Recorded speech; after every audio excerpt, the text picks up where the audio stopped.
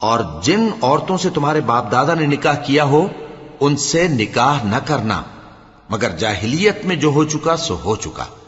ये निहायत बेहयाई और अल्लाह की नाखुशी की बात थी और बहुत बुरा दस्तूर था। तुम पर तुम्हारी माएं और बेटियां और बहनें और फूफियां और खालाएं और भतीजियां और भांजियां और वो माएं जिन्होंने तुमको दूध पिलाया हो और रिजाई बहनें और सासें हराम कर दी गई हैं। और जिन औरतों से तुम खलवत कर चुके हो उनकी लड़कियां जिन्हें तुम परवरिश करते हो वो भी तुम पर हराम है।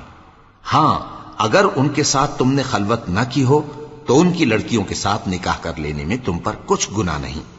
और तुम्हारे सुलभी बेटों की औरतें भी और दो बहनों का इकट्ठा करना भी हराम है, मगर जो हो चुका सो हो चुका। बेशक अल्लाह बख्शने वाला है, बड़ा मेहरबान है। और शौहर वाली औरतें भी तुम पर हराम हैं